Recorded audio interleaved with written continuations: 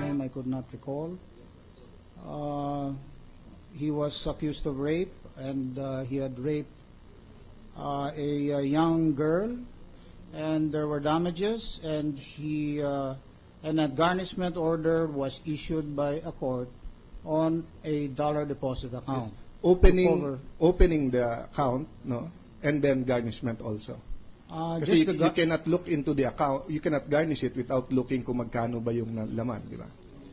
I am not familiar with the circumstances of that. Napaliwanag ko sa inyo yung basis ng Salvacion case. Yung basis ng desisyon. The basis of the Salvacion case was to execute the judgment of a court, and the garnishment was to provide the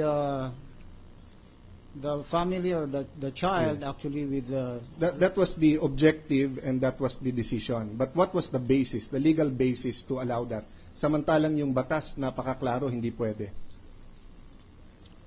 I'm very sorry, Your Honor, but the exact legal basis, yes, I it's can't okay. recall. That's precisely the point. Ang sinabi sa case na yon, in the interest of justice. At sinabi nila, in-interpret ng Supreme Court yung batas, na the makers of the law could not have intended injustice. So in this case, na isang foreigner ni-rape ang isang Pilipina, hindi ba napaka-injustice na hindi mo pwedeng, wouldn't give so much injustice, na hindi mo pwedeng buksan ang account at hindi pwedeng pambayad sa kanya yung dollars na yon, even if the dollar account law, no, that law said hindi pwede. So in this case, na parang ang mga, if you say, yung mga corrupt sa ating bansa, ay ginagahasa ang Pilipinas, hindi ba injustice na ang impeachment court ay hindi pwedeng buksan ang accounts nila using the same logic the Supreme Court used? I'm sorry, Your Honor, but I cannot relate that to that particular case, because in this Salvacion case, Your Honor, there was a judgment made of a court that he is liable for damages because of this. Yes. And therefore, a court order was issued to garnish, not to look at the accounts or anything else, but to get the deposits on the account to compensate the victim who had been given a judged compensation by the court. And this particular foreigner was hiding behind, the FCDU law. There was already a conviction, Your Honor. He had been convicted of rape. He had been assessed to be liable for financial damages, and so the court made the ruling that in that particular case, justice had to be served, and his deposit accounts were garnished. Yeah, I appreciate your appreciation of the case. What I'm saying is that yan ay dinibate na namin. At nakita namin na yung dahilan ng Supreme Court magbigay ng exemption at hindi sinunod yung batas na yon o gumawa silang exemption, yun din ang dahilan namin. So the next question I'd like to ask you, yung bangko ba na yon na pinayagan niya mag-garnish at binuksan niya yung account, nakasuhan ba yung mga empleyado nila? Your Honor, I cannot... Sasagutin ko po para sa inyo. Hindi po you do not recall. I don't know. Hindi sila nakasuhan dahil korte nag-order sa kanila na ibigay yung detalye nun at payagan na mag-garnish yung amount na yun. Because the Supreme Court made that ruling. In the same manner, do you honestly think if the impeachment court orders you to come out with the details of this dollar account, do you honestly think that any case will fall upon any of your employees, upon yourself or your board of directors? I'm sorry, Your Honor, but you call upon inorderan po kayo ng impeachment court through a subpoena na dalhin ng dokumento at pag-usapan natin yung laman ng dollar account. So, sabi nyo po, ayaw nyo ibigay dahil may batas at baka kasuhan kayo. Do you honestly think that hindi nakakasuhan kayo? Do you honestly think na hindi magandang depensa yung sasabihin yung inorderan kayo ng impeachment court? I honestly think I will be breaking that law. No, that's not the question, Your Honor. Your Honor, may I just finish? 1 minute to finish. Sinabi po ni Senator Kiko Pangilinan dito, justifying circumstances. Sinabi niyo, kaya kayo pumunta dahil nalalagay sa alanganin yung mga empleyado nyo dahil pag na-break yung batas na yon, makakasuhan sila. We are saying we interpreted that law with our decision. And we are saying that you can reveal it to the impeachment court. So are you now telling me that you do not believe us, that if you reveal it to us, there will be no criminal case against you? Your Honor, with all due respect, it's not that I do not believe or have any faith in this court. This faith actually conflicts with my honest belief that the law is very clear. The only exception indicated is by approval or of the depositor.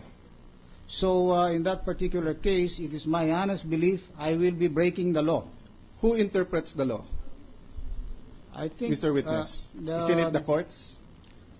The Supreme Court, Your Honor. In the case of the Supreme Court, didn't they interpret the salvation to be another exception to the law? Isn't the law very clear? Bawal i-garnish ang dollar accounts? My personal appreciation of that case is the Supreme Court interpreted the exception to the law only insofar as that particular case is concerned, So and therefore, no other case. yes. As a matter of fact, sir, the Supreme Court, even in that ruling, declared that it upholds the Yes. confidentiality of the law and the FCDU law, Yes. and said only in this particular Yes. case, which is Agree the rape case. 100%. But then you agree with me. The law was clear. Yet the Supreme Court said there is another exception. So in this case, we are saying the law is clear, but the impeachment court feels that it is. I'll end the sentence, Mr. President. Ang pinapaabot ko lang po sa inyo, Mr. Witness, is that naintindihan namin kayo. May depositors kayo, yung banking industry. We're not unmindful of that. Hindi impeachment lang ang tinitignan ng mga senador, yung ekonomiya ng ating bansa. Pero binalanse din namin to, no? Imagine the public policy kung hindi bubuksan ng impeachment court yung dollar account.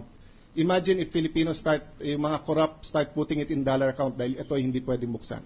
Of course, we can amend the law. But anyway, Mr. President, I'm sure that their lawyers are studying all of this. I'll just throw you a last question and won't have any more follow-up questions.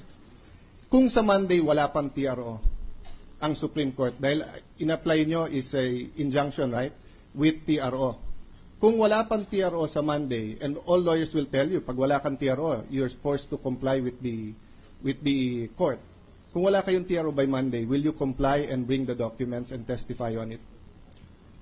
Your Honor, it is my belief that the FCDU law will be violated, and I will be. So therefore, will you, if you do not have a TRO on Monday, May I now will you or will you request not? the gentleman to please finish his... Mr. President, can I just get the answer from here, then I'm finished? yes, please. So if you do not have a TRO on Monday, that is your interpretation that it will be violated. Therefore, you went to the Supreme Court, asked for an injunction and a TRO. If you do not have a TRO by Monday, will you comply with the order of this court or not? My answer, Your Honor, is this. This is the law. My appreciation actually is that if there are any exceptions to it, the Supreme Court actually will rule. Mr. President, can I ask for a yes or no answer, please? Just answer the question, yes or no.